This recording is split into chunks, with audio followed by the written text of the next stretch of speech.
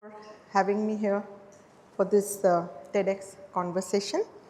And I am going to utilize the next 18-20 minutes that I have to speak about what we call the promise of hope. Because so much that we see around us is so hopeless and we feel that we cannot change anything.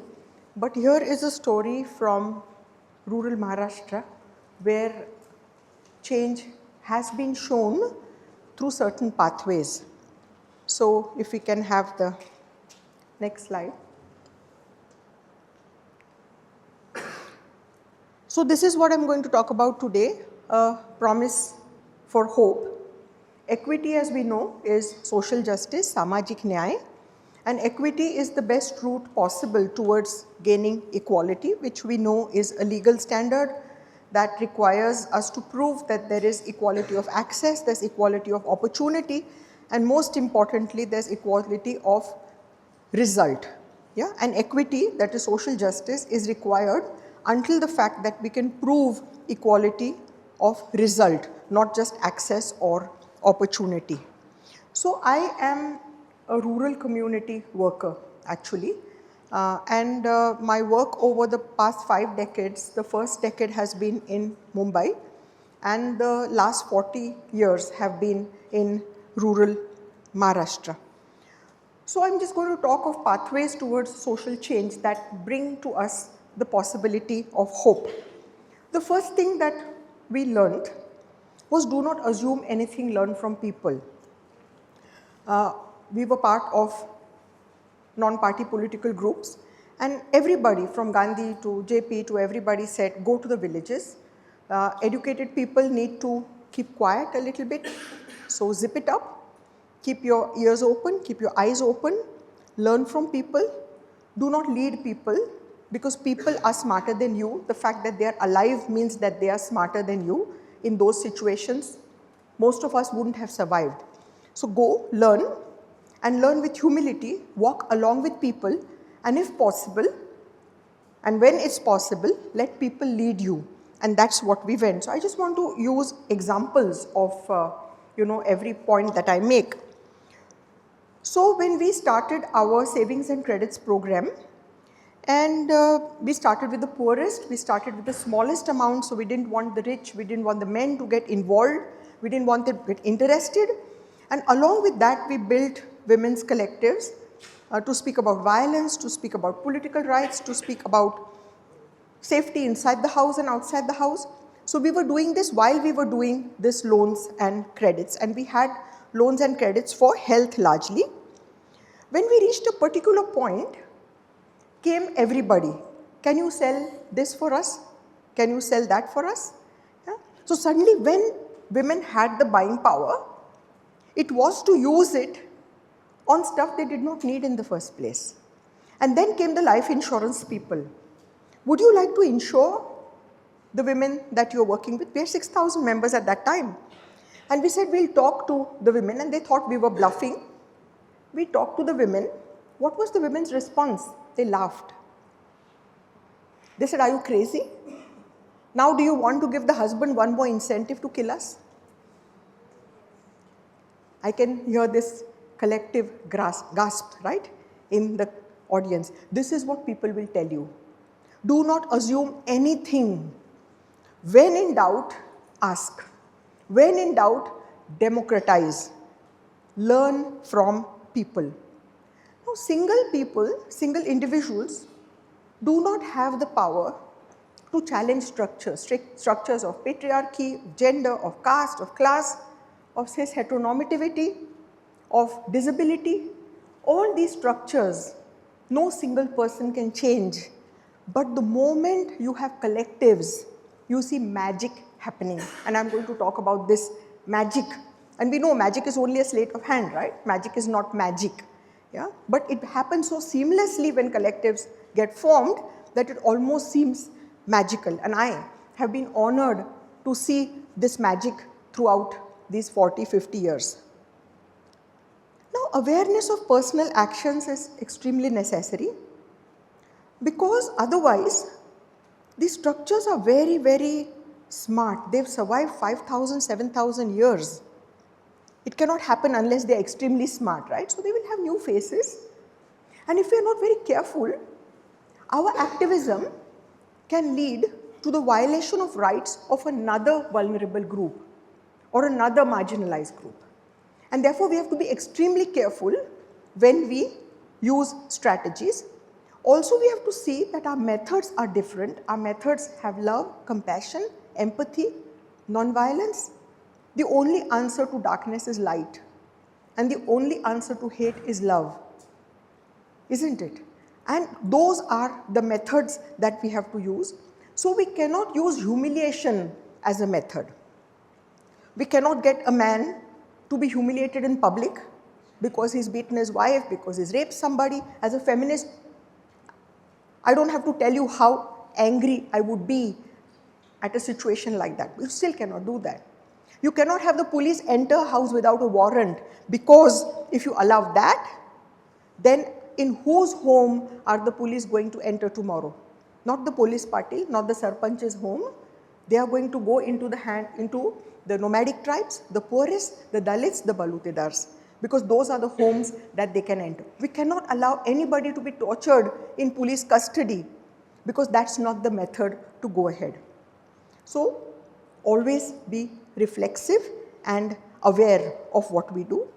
Start early, and that's not Einsteinian physics, right? Start early, because that's where, you know, the young minds are being prepared. So if we want equality, we have to start very early. And our work has to have transformation, not just reformation. So for example, if we have counseling centers for domestic violence, as an example, if we want our centers to run forever, then really we have to go into the community and do what? Increase violence, right? Because if we don't increase violence, who's going to come to our centers? On the other hand, what I believe, when you come into social activism, our job is to lose our job. Yeah? When Gandhi went to open the first asylum for people with leprosy in Wardha, he said, I would be much happier the day I have to come and lock up this asylum, because then I know that leprosy patients are not being thrown out of their homes. Yeah? And so our job is really to challenge structures, and so therefore spend more time on property rights and challenging all the controls of patriarchy, that is control over production, of reproduction, that is social reproduction, biological reproduction, sexuality, mobility, not having inheritance in your mother's home, which forces you to get married, and not having any property rights. So our work has to have transformation. Now, whom do you work with? You have to work with the affected. So if you're talking of child marriage, we're talking of early marriage. Child marriage is a legal entity. Early means even at 50, if I don't want to get married and somebody is asking me to get married, it's an early marriage, right? So if you want to get married, then when you want to get married, with whom you want to get married, how you want to get married, and for how long you want to stay married. These are all the rights of marriage, right? Safe entry, safe exit, and safe cohabitation inside. So we start with adolescent girls, and of course these are the boys who are going to be the future bridegrooms. Their sisters are getting married, their brothers are getting married, so you work with the whole community. Now with child marriage, we have to remember that a single individual cannot affect that. You have to work with the families, and just working with families won't work, because the early bird catches the worm, and there are only that many eligible boys and that many eligible girls within the endogamous group in which arranged marriages take place. So you have to work with the entire community to see that nobody goes to fish earlier than somebody else. And then, what is the transformative aspect of this? You don't have to get married endogamously, right? There's no dearth of eligible boys or girls. I mean, I want to marry a boy, I want to marry a girl, I don't want to get married. There's no dearth. And so that is transformative, to look beyond your caste, to look beyond your religion, to look beyond nationality, beyond everything. So that becomes the transformative aspect. Using street theatre to mobilize, because that is something that people understand, folk theatre, yeah, using cultural forms. And then we use also forum theatre, where we actually have a theatre of the oppressed, where you put forward a situation and then immersively get people to involve themselves and to change the narrative of the theatre. What would have happened if this had not happened? What would not have happened if this had happened? And so therefore then get people to do it in a very safe way. Sometimes putting up theatre or puppetry also helps us to see our own problems from a distance. So rather than say, this is wrong in your life, Manisha, if I see it on the stage, I say, oh, this is my life. Yeah? And it helps me much easier. It's easier for me to talk of the opportunities and possibilities in my life when I look at someone else acting it for me on stage. Working with young married couples before violence starts. Because the moment violence starts, we know violence is about power and control, right? Only those who have power can perpetrate violence on those whom they have control, and the people who are in control, whether from police custody to a family to caste-based violence, anything at all. It's the people who cannot talk back, people who cannot question, and if people question, whose word will not be respected in the places that they go to. So we know that that happens. So start working with young married couples right from the beginning. So what do we do? Throughout the day, get the married couples, give them beautiful clothes to wear, give her a shalwar kameez, give him a sherwani. Yeah, they look pretty, they look nice, give flowers to each other, encourage a lot of non-sexual touch, encourage a lot of intimacy, make them a team. So it's not like, you think you're smarter than me, give them jigsaw puzzles. The couple is a team, so everybody is fitting the missing pieces and the team works. He sees her kick a football and he's, my goodness, she's so smart. Yeah? So this is what we do. Get their marriage registered to prevent bigamy. Yeah? Tell them about laws related to violence. Talk about contraception. Just have a lot of fun. And I just want to give you 2 quotes. There's one girl who said, I was so tense when I got married last year because outside both the families were having a quarrel and I was really scared that the wedding was going to be called off. And the bridegroom, her bridegroom of 1 year said, you know what? I was also very tense. And he touched her and something happened between them. The fact that he was also tense on that day made a difference in their relationship. Another young bridegroom said, 2 years ago, I had an arranged marriage. Today, I had a love marriage. Yeah? And when you love somebody, when you are friends with somebody, you do not hurt them. Men and women are allowed every relationship except friendship. You can have a brother, you can have a father, you can have a son. But once we become friends, and I'm not just talking of men and women, I'm talking of intersex people, I'm talking of trans people, I'm talking of all human beings. If we have love and friendship among us, we will go out of our way to keep everybody safe. So these were the responses, some of the responses that we saw. Women's collectives raising demands at the village level. So this one daughter-in-law complained about her domestic violence to the village head. And he said, this happens. Grin and bear it. She went up on the stage and she said, okay, it's happened to me, but there are so many daughters-in-law here and it's happening to all of them. So it's not a personal issue. You came to my wedding, you ate at my wedding, my parents sent me to this village on your trust, and that was a public event, and now you're telling me that domestic violence is a private event? So that's the first point she made. The second point she made was that if all the daughters-in-law in this village walk out at this moment, what are you going to do? So she made the issue a collective issue. And very brilliantly, she connected daughters-in-law and mothers-in-law together because every mother-in-law is a daughter-in-law of the village. And she brought solidarity between women. So trust people's agency, trust people's intelligence, trust people. Sometimes I get scared and I say, what are you going to do? And they say, you cannot put a limit on my empowerment. I got beaten earlier, I'll get beaten tonight, but I'll sleep knowing I got them really mad. And I think that is the empowerment.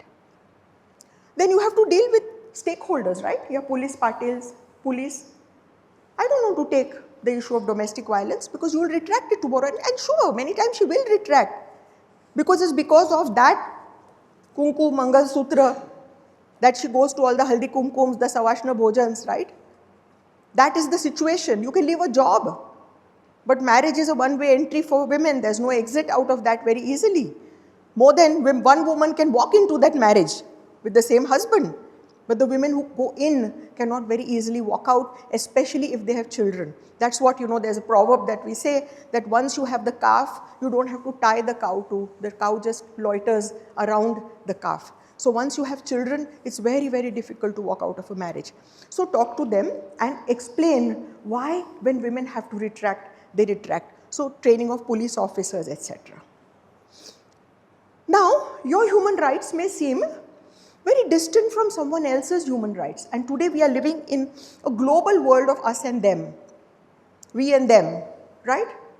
And so therefore, human rights means fighting for the rights of who you think are most removed from you. About 30 to 35 of our rural activists come to the Pride March every year in Pune.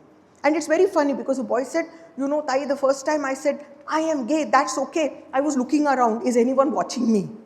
But once I said it 5-6 times, it didn't seem so weird. Yeah, it just seemed so natural. And now our activists are bringing their children to the march and the children are singing it in the, in their bathrooms, I am gay, that's okay, whatever, I am trans, that's okay. So when this becomes normalized language, and then to go, we know, in Indian culture, we call it Advait, right? That me and the universe are the same. There is no difference. So the moment you realize, actually, you know what? I never questioned my own sexuality ever in my entire life. My neighbor's child is trans. There's this intersex child, there's in my community. My eyes open up and I realize there's nothing like we and them. We are all part of the same continuum. And that's why the human rights of those who we think are far away from us are actually not so far away. Now we don't want a protectionist approach.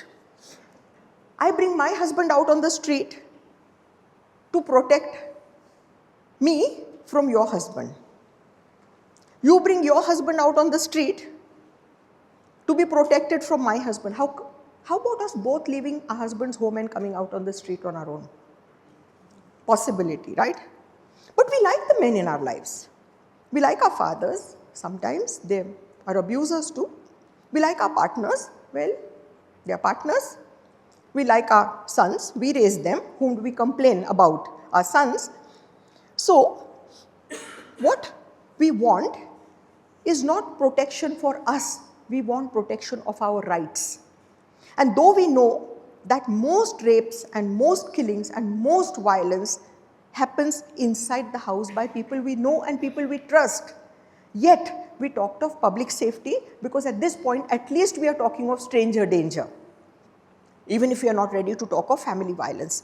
So what did we do? We did safety mapping and then we got state obligation to respect, protect, fulfill, promote our rights, right?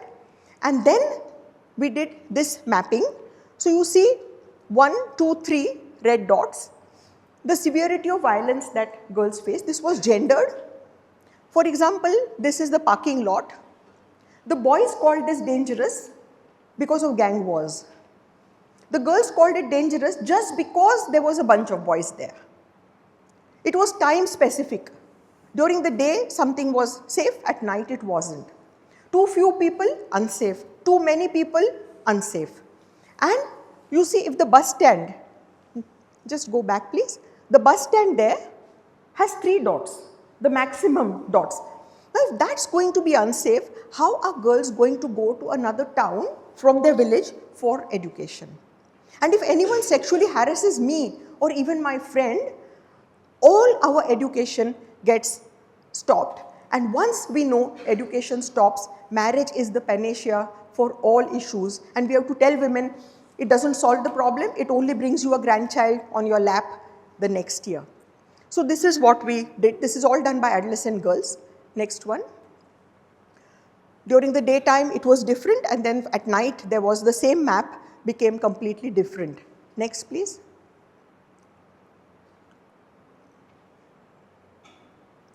Now we have to ask ourselves hard questions. You're not going to be popular. If you're you're popular all the time, you're doing something wrong. You're just tinkering with the system, right? You cannot be popular if you're changing structures. But we are not here to get anybody's votes. No? But we have to be transparent. We have to be honest. We have to be respectful even to those we disagree with. We have to believe in change. Otherwise, just get everybody, get all the men in a row and shoot them. Is that going to be the answer? They all come from the same place. They all come from here. They are raised differently. Men are raised differently to appropriate and misappropriate. And women are raised differently to give up. Right? The Simone de Beauvoir says that women are not born, they're made. Yeah? And that is how we make men violent and we make women submissive. So we have to believe in social change, incorporate reflexivity. Constantly ask yourself questions. Did I challenge a structure today? A girl came up to me and said, I'm in a consensual relationship with somebody for the past 3 years. He's refusing to marry me. Shall I charge him with rape? No, you cannot. You cannot. Right? Because it's not rape. I lost my virginity. Friend, what did you lose? You gained an experience. It might lead to pain. It might lead to joy, a mixture of both. You don't know in the morning what is what and evening what is what, right? We're roller coasters. I mean, relationships and love are roller coasters. But ask yourself a question. If he does not want to marry me, why do I want to marry him in the first place? Yeah? Why do we say, get a girl married to a rapist? Why when a relation starts with rape? So it is not about populism. And the reflexivity is not to replace patriarchy with matriarchy, but with equality. That is the kind of reflexivity. And learn and unlearn from lived realities of the excluded, because as I started off, it's their situations that they know best. They know the answers. Sometimes we are the reason why they have the problems, right? We cannot be there to go and release them of those problems because we might be the problem. And if we take decisions on their behalf, we're actually part of the problem and not part of the solution. So people have the agency, trust people, learn. Learning is difficult, unlearning is even more difficult. We have to unlearn a lot of things that have been taught by our families, by our communities, by our cultures, our religions, law, media, everything. And we have to unlearn that. And the leadership has to come from the most marginalized and the most excluded. And this cycle again goes back to my first slide, which says, do not assume anything. Because once you reach that level, once you climb a mountain, the horizon becomes bigger, and you climb another mountain and the horizon becomes bigger, right? So as our horizon becomes bigger, newer questions touch our minds, and those questions will lead us to answers. Thank you very much.